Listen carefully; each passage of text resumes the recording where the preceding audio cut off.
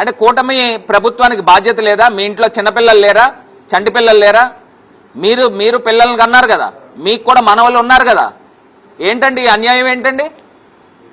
ఒకవేళ నిజంగానే కనుక హాస్పిటల్కి వెళ్తున్నారు, ఇప్పుడు డిశ్చార్జ్ చేస్తారు, 2 రోజులకు ఒకసారి బ్లడ్ చెకప్లు చేయించాలి, క్రియేటిన్ లెవెల్స్ ఆటోమేటిక్గా పెరుగుతున్నాయి.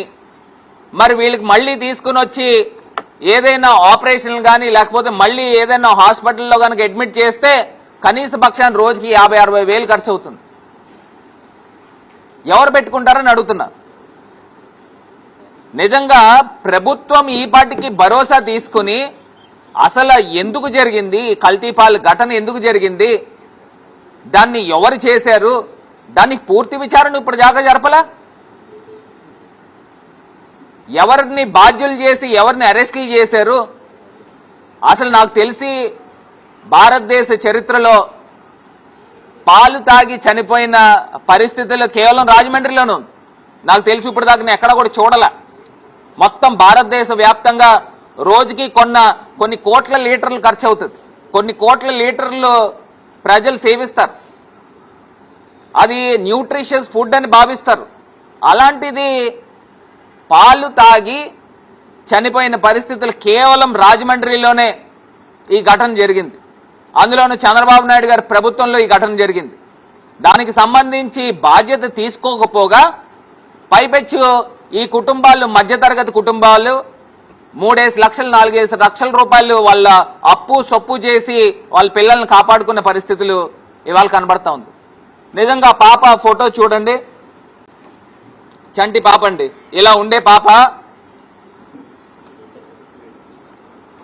పాప ఇప్పుడు పరిస్థితి ఈ రకంగా ఉంది. అసలు ఈ తల్లిదండ్రులకి నా దగ్గరకు వచ్చి మాకు అన్యాయం జరుగుతుందని చెప్పుకునే పరిస్థితులు ఎందుకు వస్తున్నాయి? అసలు ఈ పాటికి కూటమి ప్రభుత్వము నైతిక బాధ్యత వహించి అసలు హెల్త్ మినిస్టర్ ఇప్పుడు దాకా రాలా, ఆ కుటుంబాలతో మాట్లాడలా. ఈ పాప రుహానియా మరి మృత్యువుతో పోరాటం చేస్తూ ఉంది గత 4 నెలల నుంచి. 5వ నెలలో జాయిన్ అయితే ఇప్పుడు 9 నెలలు వచ్చింది. బరువు 7 కేజీలు బరువు ఉంటే 4 కేజీలు బరువు దిగిపోయింది. ఎవరు గ్యారంటీ ఇస్తారు? ఈ పాపకి జీవితానికి ఎవరు గ్యారంటీ ఇస్తారు? ఈ పాప పరిస్థితి ఈ రకంగా ఉంటే పట్టుకోండి.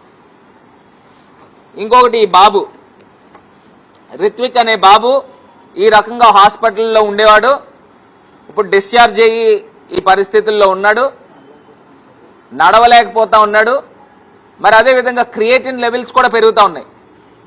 మళ్ళీ హాస్పిటల్లో మళ్ళీ తీసుకెళ్తా ఉన్నారు, ప్రతి వారం రోజులకి 10 రోజులకి తీసుకెళ్ళినప్పుడు 1000 రూపాయలు ఖర్చు అవుతా ఉన్నాయి. దీనికి ఏమన్నా ప్రభుత్వం పెట్టుకుంటుందండి? డబ్బులు పెట్టుకోవట్లేదే, వీళ్ళు సొంత డబ్బులు ఖర్చు పెట్టుకుంటున్నారు. ఈయన డ్రైవర్గా పనిచేస్తూ ఉన్నాడు, మరి ఎక్కడి నుంచి తీసుకొస్తారు డబ్బులు? ఏ రకంగా తీసుకొస్తారు? ఇప్పుడు మీరు ప్రతిపక్ష నోరులు నొక్కుతా ఉన్నారు, ఏదైనా ప్రశ్నిస్తూ ఉంటే కేసులు పెడతా ఉన్నారు. మరి ఈ యొక్క ఘటన గురించి సమాధానం చెప్పాలి కదా. ఈ ఘటన గురించి ఎందుకు సమాధానం చెప్పట్లేదని అడుగుతున్నా. అసలు కల్తీపాలు ఘటన జరిగి చనిపోవడం ఏంటి?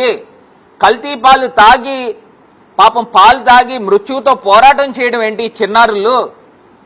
ఈ ప్రభుత్వానికి అసలు మానవత్వం ఉందా? కనీసం సిగ్గుందా? ఇవాళ ప్రతిపక్షంగా మేము మీడియా ముందు వచ్చి మాట్లాడుతూ ఉన్నాం అంటే నిజంగా ప్రతిపక్షము నోర్లు నొక్కుతా ఉన్నారు. ఇవాళ మేము కూడా మాట్లాడకపోతే వీళ్ళకి ఏ రకమైన న్యాయం జరుగుతుందండి? ఏం భరోసా కల్పిస్తా ఉన్నారు? ఇవాళ చంద్రబాబు నాయుడు గారికి సూటిగా ప్రశ్నిస్తా ఉన్నాము, డిప్యూటీ సీఎం పవన్ కళ్యాణ్ గారికి కూడా ప్రశ్నిస్తా ఉన్నాం. మీరు ఇమ్మీడియట్ గా బాధ్యత తీసుకోండి. బాధ్యత తీసుకొని ఈ పాప రుహానియా పాప 9వ నెలల పాపకి పూర్తి భరోసా అందించండి. మీరేమన్నా మీ జేబులోంచి ఏమన్నా డబ్బులు ఖర్చు పెడుతున్నారా? ప్రజల డబ్బులే కదా మీరు ఖర్చు పెట్టేది. ఎందుకు బాధ్యత తీసుకోరని అడుగుతున్నాను. మీరు ఏమన్నా తెలుగుదేశం పార్టీ ఆఫీస్ నుంచి ఏమన్నా డబ్బు ఇస్తున్నారా, లేకపోతే మీ ఇంట్లో హెరిటేజ్ కంపెనీ నుంచి ఏమన్నా డబ్బులు ఇస్తున్నారా? లేదు కదా. ప్రభుత్వ డబ్బు మీరు ఖర్చు చేస్తా ఉన్నారు. మీరు చేసిన తప్పిదం, మీ ప్రభుత్వంలో జరిగిన తప్పిదం. ఇప్పటికీ 3-4 లక్షలు ఖర్చు పెట్టారు. మీరు ఈ పాటికి రీఎంబర్స్ చేయాలి వాళ్ళకి. ఎందుకు చేయలేదని అడుగుతున్నాను. ఇక్కడేమో రుహానియా పాపకు సంబంధించి 3 లక్షల దగ్గర ఖర్చు పెట్టారు. ఈ బాబు రిత్విక్ దగ్గర నుంచి ఇక్కడ కూడా ఒక 3 లక్షలు ఎంతో ఖర్చు చేశారు. ఈ పాటికి ఎందుకు రియంబర్స్ చేయలేదు? వీళ్ళకి భవిష్యత్తు గ్యారంటీ కిందన ఇమీడియట్ గా ఒక ఫిక్స్డ్ డిపాజిట్ పెట్టండి.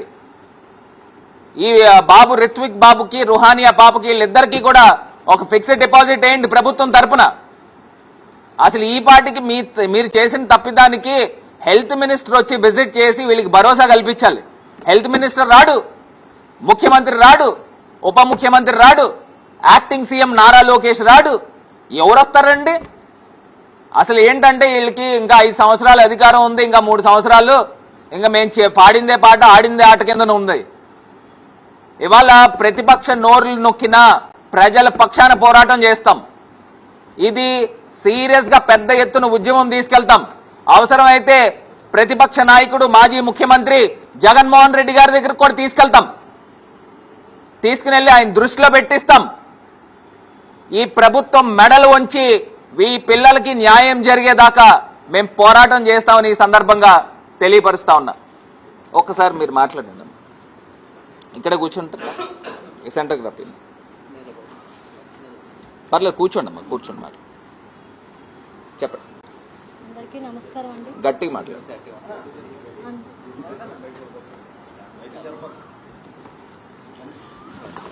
అక్కడ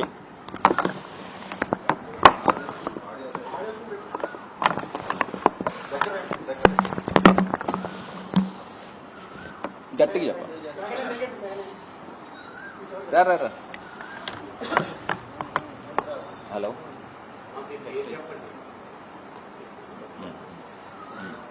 అందరికీ నమస్కారం అండి. భరత్ సార్కి నమస్కారం అండి. నా పేరు దుర్గా ధనశ్రీ అండి, మల్లారెడ్డి దుర్గా ధనశ్రీ అండి. మా పాప రుహానియా అండి. మా పాపకి చెప్పండి. కల్తీపాలు జరిగిన ఇష్యూలో 4 నెలల నుంచి హాస్పిటల్లో ఉంటుందండి మా పాప. ఇప్పుడు 4 కేజీల బరువుతో ఉందండి మా పాప.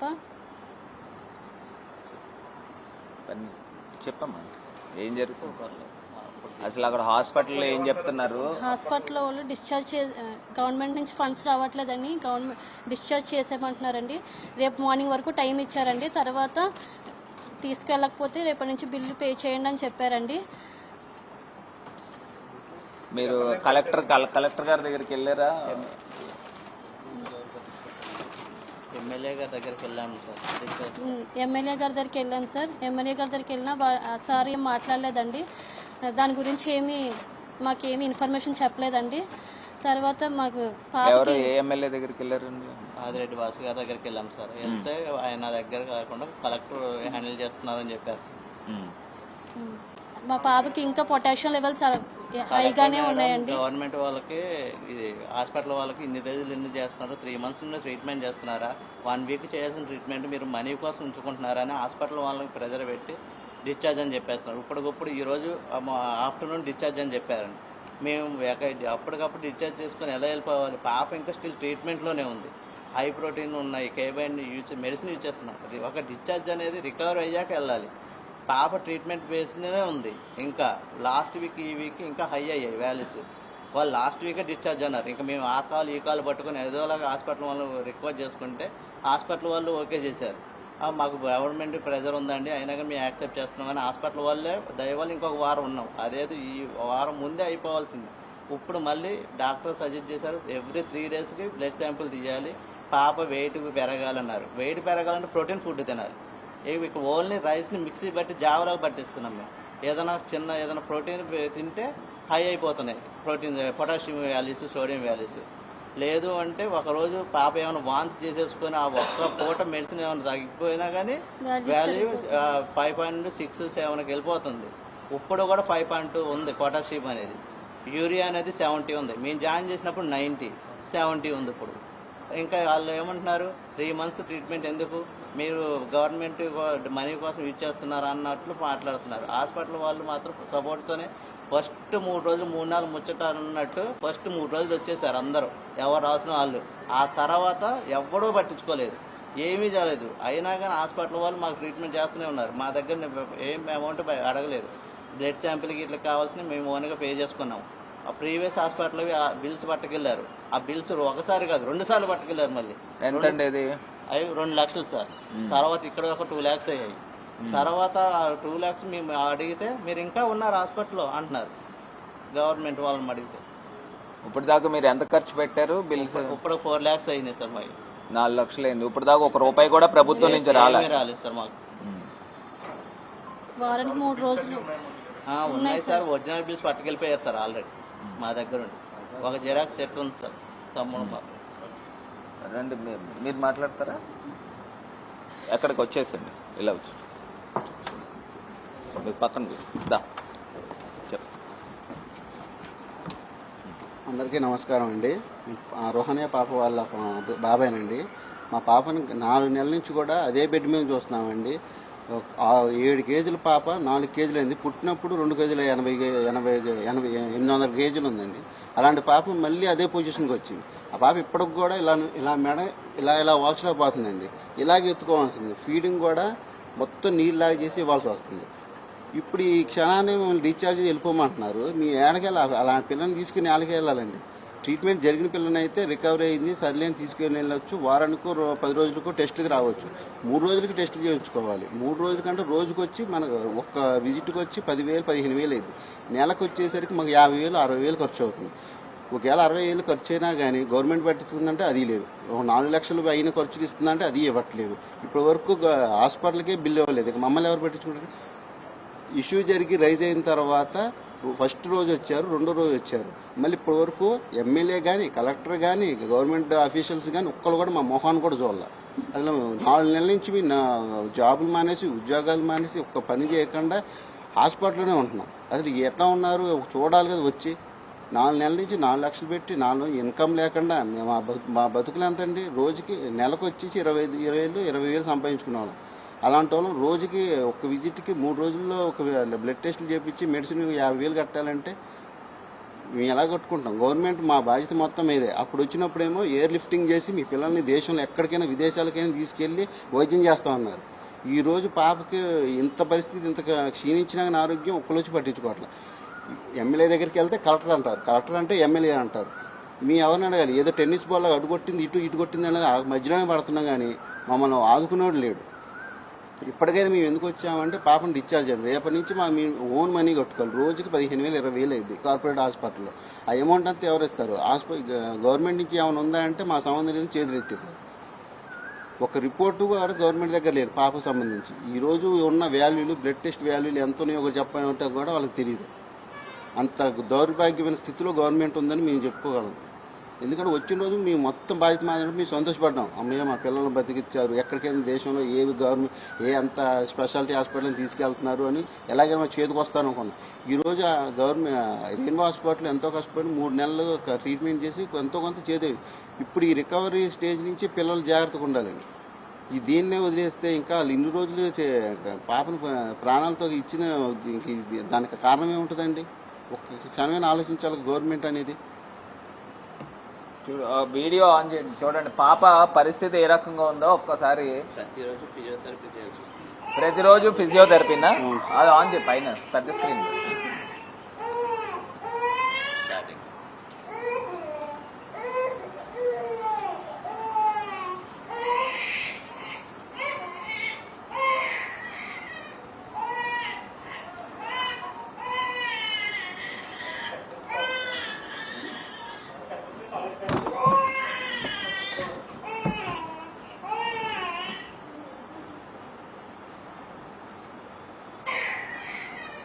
చూడండి మేడ నుంచోబెట్టలేకపోతుంది. ఇప్పుడు 9వ నెల పాప ఎవరైనా మెడ నుంచోబెడతారు కదండి. ఓన్లీ లిక్విడ్స్ మొత్తం అంతా మిక్సీ చేసి లిక్విడ్స్ పెడతాయి కానీ ఆమె తీసుకోలే పరిస్థితి లేదు. ఈ ప్రభుత్వానికి కనీసం మానవత్వం ఉందా? ఇప్పుడు వాళ్ళు నెలకి చెప్తా ఉన్నారు 20,000 25,000 రూపాయలు సంపాదించుకుంటారు. మరి 20,000 25,000 రూపాయలు డబ్బులు సంపాదించుకునే వాళ్ళు లక్షల రూపాయలు డబ్బులు హాస్పిటల్ డబ్బులు ఎలా ఖర్చు చేస్తారని అడుగుతా ఉన్నా. ఏంటండి అన్యాయం ఏంటని అడుగుతున్నా. ఇప్పుడేమో ఇమీడియట్ గా మధ్యాహ్నం చెప్పారంట డిశ్చార్జ్ చేసేసి మేము సాయంత్రం డిశ్చార్జ్ చేసేస్తామని పాపని తీసుకెళ్ళిపోమని చెప్తా ఉన్నారు. ఇప్పుడు పాప రికవర్ అయిందా అడుగుతా ఉన్నా, పాప రికవర్ అయిందా? కాలేదు కదా. ఇప్పుడు రేపు జరగకూడదు ఏదైనా జరిగితే ఈ ప్రభుత్వము మీద కేసులు కట్టాలి, ఈ ప్రభుత్వము డిపార్ట్మెంట్స్ మీద కేసులు కట్టాలి. ఇదేమి సామాన్యంగా ఇలా వదిలేది లేదు. ఈ ప్రభుత్వానికి నేను ముఖ్యమంత్రి గారికి హెచ్చరిస్తా ఉన్నాం, ఖచ్చితంగా న్యాయస్థానాన్ని ఆశ్రయిస్తాం. ఇప్పుడు ప్రభుత్వం దగ్గర న్యాయం జరగనప్పుడు ఏం చేయాలనండి? ఒక పక్కనేమో ప్రభుత్వ యంత్రాంగమే చెప్తా ఉంది మాకు సంబంధం లేదు తీసుకెళ్ళిపోండి, కలెక్టర్ చెప్తా ఉన్నారట. కలెక్టర్ నుంచి ఎమ్మెల్యే నుంచి కలెక్టర్ ఫుట్బాల్ లాగా ఆడుకుంటున్నారట. అసలు ఏంటి, ఎక్కడికి వెళ్ళిపోతా ఉన్నాము? ఖచ్చితంగా ప్రభుత్వాన్ని ఖచ్చితంగా న్యాయస్థానాన్ని ఆశ్రయిస్తాము, పిల్లు కూడా వేయిస్తాము, లేకపోతే ఈ పార్టీలతోనే న్యాయస్థానంలో కేసు వేయిస్తాము. ఈ ప్రభుత్వం మెడలు వంచేదాకా, వీళ్ళకి న్యాయం జరిగేదాకా ఖచ్చితంగా పోరాటం చేస్తాం. ఈ బాబు రితిక్ అనే బాబు తండ్రి అండి, ఈయన కూడా జరిగిన అంశం గురించి కూడా తెలియపరుస్తాడు, మాట్లాడు. అందరికీ నమస్కారం అండి. రితిక్ వాళ్ళ ఫాదర్, నా పేరు లావరాజ్ అండి. మా బాబు ఇదే పరిస్థితుల్లో నైట్ డిశ్చార్జ్ చేస్తారండి. ఇమీడియట్లీగా అప్పటికప్పుడు కావాలని చేసినట్టు చేశారు. డిశ్చార్జ్ చేసి సంబరీ కూడా అవ్వలేదండి మాకు. ఇప్పుడు కూడా మేము మొన్న వారం కింద తీసుకొచ్చామండి. కొరండి డిస్ట్రిక్ట్ తీసుకొస్తే హాస్పిటల్లో 9,000 అయింది సార్. అది మీకు రాగానే మేము సార్ దగ్గరికి వెళ్ళిపోదురు కానీ మీరు ట్రీట్మెంట్ చేయించుకుందరు కానీ మీకు ₹1 కట్టక్కలేదు అన్న డిశ్చార్జ్ అయ్యారు. ఇప్పుడు తర్వాత వచ్చేసరికి మళ్ళీ ఓపీ రాయించుకుని లైన్లో నుంచుని అప్పుడు తీసుకెళ్ళి చూశారు సార్. ఈ అసలు డబ్బులే కట్టక్కలేదు అన్నదే ఫస్ట్ హిస్టరీకే డబ్బులు కట్టమన్నారు సార్. మాకు ఇలాగా ఈ ఎమ్మెల్యే గారి దగ్గరికి వెళ్ళి ఒక 6 నెలలన్నా మాకు భరోసా ఇవ్వండి సార్, మీరు ఏదో కాగిత రూపంగా నాకు చెప్తే వాళ్ళు చూస్తారంట సార్. ఎలాగంటే ఎమ్మెల్యే గారు అన్నారు మీకేం కాదమ్మా నేను చెప్తానులే, నేను వస్తానన్నారండి. వస్తాను కూడా ఇప్పటికి కూడా రాలేదు సార్. అలా మా అబ్బాయి దగ్గరికి ఎవరు రాలేదు. కలెక్టర్ గారి దగ్గరికి వెళ్తే బయట నుంచుని వచ్చేసాం తప్ప ఎవరో లోపల కేకేనో లేరండి. మాకు అలా చేశారండి. బ్లడ్కి అండి మా బాబుకి ఇక్కడ ఎక్కువ రోజులు వెంటిలేషన్ ఉండటం వల్ల ఇది స్కిన్ అంతా ఊడిపోయిందండి. దానికి వచ్చి ఒక స్టిక్కర్కి వచ్చి 7,500 అండి. దానికి 3 స్టిక్కర్లు పడ్డాయండి. నేనే తెచ్చుకున్నానండి. ఒక బ్లడ్కి ఇంచుమించు 90 లక్ష రూపాయల దాకా అయ్యి ఉంటాయండి. ఓన్లీ బ్లడ్ తెచ్చుకున్న కుర్రోడు కోసం. ఇవన్నీ చాలా చేసాం. ఇంకా ట్యాబ్లెట్లు, బీపీ ట్యాబ్లెట్ అక్కడ లేవంటే బయట నుంచి అలా చాలా బీపీ మిషన్లో ఫిజియోథెరపీ కావాల్సిన ఎక్విప్మెంట్ అవి కూడా మేము మా డబ్బులతోటే తెచ్చుకున్నాను. ప్రతిదీ కూడా చాలా మంది మేము బయట నుంచే ఇంచుమించు 2 lakhs ఖర్చు పెట్టి బయట నుంచే తెచ్చాము సార్. అదే హాస్పిటల్లోకి అన్ని ఎక్విప్మెంట్స్ అన్ని మేము తెచ్చుకున్నామండి. ఆఖరికి డైపర్లు కూడా మేము కొనుక్కున్నాం సార్ లాస్ట్ టైంలో. అలా చూడాలంటేనే గవర్నమెంట్ మొత్తం అందరూ డిశ్చార్జ్ చేసేయండి, మీరు ఎందుకు ఉంటున్నారు తిరిగి హాస్పిటల్ మీద గొడవ ఆడుతుంటే ఆ హాస్పిటల్ వాళ్ళు అలా కాదండి అంటే మీ కాళ్ళు ఏళ్ళలో పెట్టుకుని బతిమాలితే సరే డిశ్చార్జ్ అయిపోయిందని చెప్పండి, మీకు ఎవరైనా ఫోన్ చేస్తానని చెప్పి ఒక 3 days ఉండొస్తే ఆ డైపర్లు అని ఇవన్నీ మేము కొనుక్కున్నాం. పాలు డబ్బాతో సుద్దా మేమే కొనుక్కున్నాం సార్. అలాంటి దౌర్భాగ్యం సార్ ఈ గవర్నమెంట్. యూరియా ఎంత ఉందండి? యూరియా క్రియేటిన్ పెరుగుతుంది సార్. మా బాబుకి ఇప్పటికి ఏది పెట్టినా కానీ ఉడకబెట్టి వేడి నీళ్ళలో బాగా ఉడికిన తర్వాత లైట్గా కారం కానీ ఉప్పు కానీ ఏమీ తగలనికూడదండి. 6 నెలల వరకు అసలు ఈ బయటి వస్తువు ఏది తినకూడదు. నీళ్ళు తాగినా కానీ వేడి వాటర్ మాత్రమే, ఈ ఉడకబెట్టిందే. కనీసం ఫ్రూట్స్ కూడా తింటగలేదండి. ఒక ధాన్యం తప్ప ఇంకా ఫ్రూట్స్ కూడా పెడతగలేదు మా బాబుకి. 4 రకాల కర్రీ మాత్రమే, అదన్నా ఫ్రై చేసి పెట్టాలి. ఏదన్నా ఇబ్బంది అవుతే ఇబ్బంది అమ్మ. ఒకసారి అలాగే మాకు ఇదే హాస్పిటల్ ఉండగానే డిశ్చార్జ్ అన్నప్పుడు ఇబ్బంది జరిగిందండి. మా బాబుకి హై పెరిగిపోయిందండి, ఫీవర్ వచ్చిందండి, చాలా ఇబ్బంది పడిపోయింది. అప్పుడు అలాగే యూరియా 70కి వెళ్ళిందండి. అప్పుడు 14 కేజీలు ఉండేవాడండి. ఇప్పుడు 8 కేజీలన్నర ఉన్నాడండి. మన విజిట్కి తీసుకొచ్చినప్పుడు అండి. ఎన్ని సంవత్సరాలు? 2 సంవత్సరాలండి. వీళ్ళు చూడండి, వీళ్ళిద్దరూ బాధితులు. ఈయనేమో బాబు పాప, ఇద్దరు బాధితులు. ఈ బాధితులు హాస్పిటల్లో పరిచయాలు అయినట్టున్నాయి. హాస్పిటల్లో పరిచయాలు అయ్యి వీళ్ళిద్దరికి అన్యాయం జరుగుతుంది. అన్యాయం జరుగుతుంటే ఒక ప్రతిపక్ష నాయకుడి దగ్గరికి వచ్చి, ఇవాళ ప్రతిపక్షంలో ఉన్న రాజమండ్రిలో నా దగ్గరకు వచ్చి మాకు ఈ రకంగా అన్యాయం జరుగుతుందండి, న్యాయం కల్పించండి అని అంటే, ఇదే మార్గం, ఒకటే మార్గము. వీళ్ళకి ఎన్ని చెప్పినా కానీ ఉపయోగం లేదు. ఖచ్చితంగా ప్రెస్ ముందరకు వస్తాము, ప్రజల ముందర పెడదాము. అవసరమైతే మా నాయకుడు మాజీ ముఖ్యమంత్రి వర్యులు జగన్మోహన్ రెడ్డి గారి దగ్గరికి తీసుకువెళ్తాం.